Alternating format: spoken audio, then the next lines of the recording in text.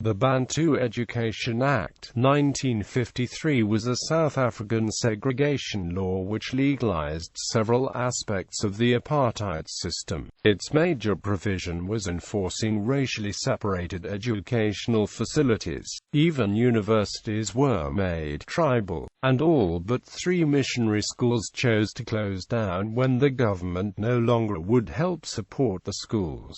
Very few authorities continued using their own finances to support education for native Africans. In 1959, this type of education was extended to non-white universities and colleges with the extension of University Education Act, and the internationally prestigious University College of Fort Hare was taken over by the government and degraded to being part of the Bantu education system. It is often argued that the policy of Bantu education was aimed to direct black and non-white youth to the unskilled labor market, although Hendrik Verwoerd, at the time Minister of Native Affairs, claimed that the aim was to solve South Africa's ethnic problems by creating complementary economic and political units for different ethnic groups. The national authorities at the time is often said to have viewed education as having a rather pivotal position in the goal of eventually separating South Africa from the Bantustans entirely. The Minister of Native Affairs at the time, the architect of apartheid, Hendrik Verwoerd, stated that there is no place for in the European community above the level of certain forms of labor.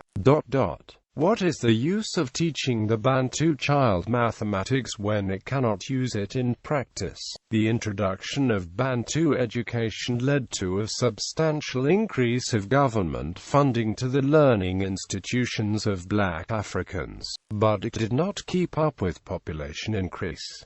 The law forced institutions under the direct control of the state. The National Party now had the power to employ and train teachers as they saw fit. Black teachers' salaries in 1953 were extremely low and resulted in a dramatic drop of trainee teachers. Only 1/3 of the black teachers were qualified.